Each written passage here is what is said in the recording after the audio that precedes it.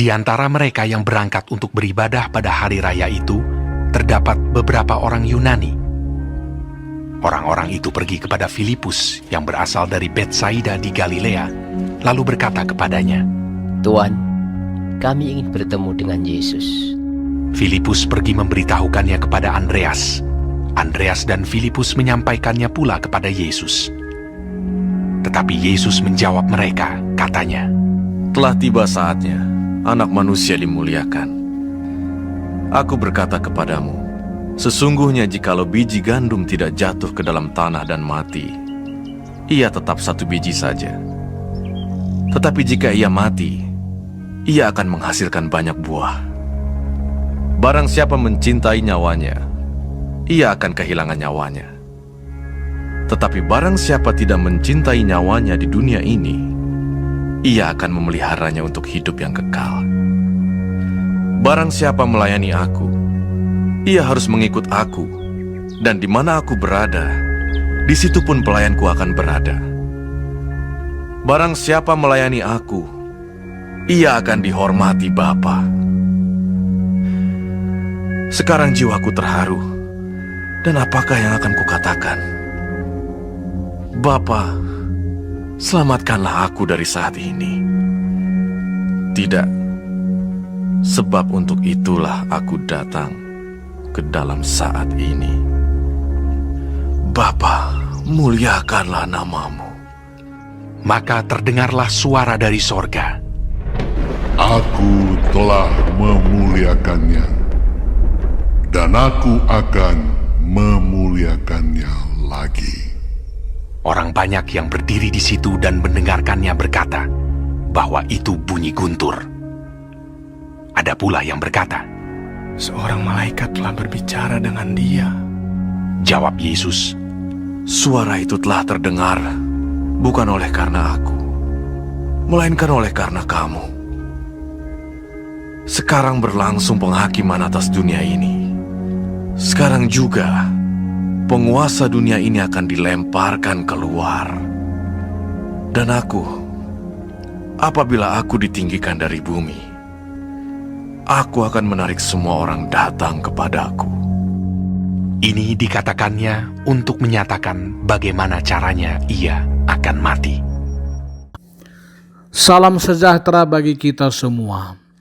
Saudaraku yang kekasih, perikop ini merupakan pemberitaan Yesus akan kematiannya.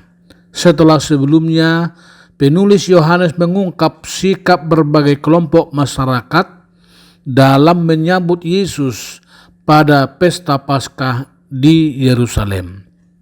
Penulis mengungkap bahwa tujuan semua Injil dicatat adalah agar segenap pendengar dan pembaca percaya bahwa Yesuslah Mesias Anak Allah, sehingga oleh iman kita beroleh hidup. Saudaraku, tema khotbah ini adalah ketetapan Tuhan yang tidak akan berubah. Allah memang tidak berubah, meski dengan dosa-dosa manusia. Bahkan dosa kita tidak mengubah rencana Tuhan untuk menyelamatkan kita dan dunia ini. Memaknai ketetapan Tuhan yang tidak berubah itu, firman Tuhan ini menyerukan kepada kita beberapa hal. Pertama, Kristus adalah keselamatan bagi dunia. Di antara mereka yang berangkat beribadah pada hari raya itu, terdapat juga orang-orang Yunani yang ingin bertemu dengan Yesus. Mereka kala itu dianggap kafir, ternyata turut dalam bagian rencana keselamatan Allah. Karya keselamatan Tuhan bukan eksklusif dan sektarian untuk bangsa Israel semata, tetapi universal untuk semua. Keinginan bertemu dengan Yesus disampaikan lewat Filipus yang tinggal di kampung nelayan di Betsaida di Galilea. Filipus adalah murid Kristus setelah Andreas dan Simon. Dialah yang membawa Nathanael untuk mengikut Yesus. Dia tidak langsung menyampaikan keinginan itu kepada Yesus. dia mengajak Andreas untuk menyampaikannya. Orang-orang Yunani itu dengan Filipus mungkin sama-sama mengingat bahwa Yesus diutus kepada domba yang hilang dari umat Israel, bait Allah yang baru yang akan dibangun kembali dalam 3 hari, tidak lagi terikat pada batas-batas keyahudian, tetapi telah menjadi bait Allah untuk segala bangsa. Yang kedua, Kristus menempuh kematian, jalan menuju kehidupan. Keinginan itu agaknya tidak ditanggapi serius oleh Yesus. Yesus justru mengarahkan perhatian mereka ke yang lebih pokok, yakni kepada hari kematiannya. Kata Yesus, telah tiba saatnya Anak Manusia dimuliakan. Sesungguhnya jikalau biji gandum tidak jatuh ke dalam tanah dan mati, ia tetap satu biji saja.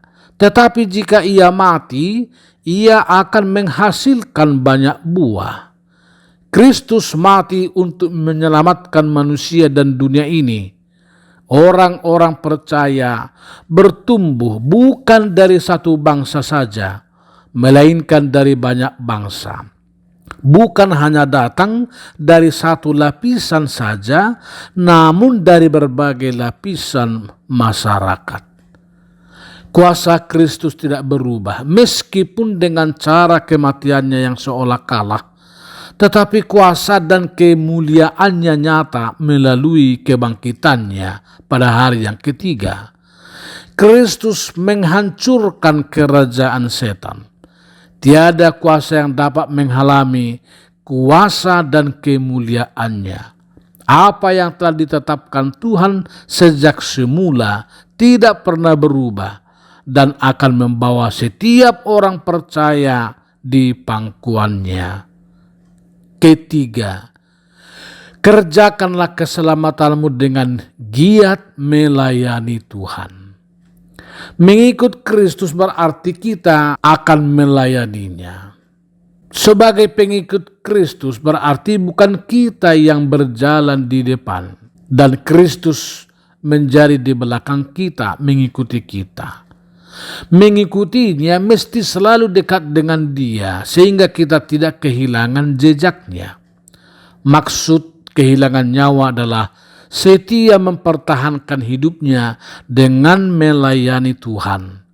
Hidup yang kita hidupi adalah hidup bersama-sama dengan Tuhan.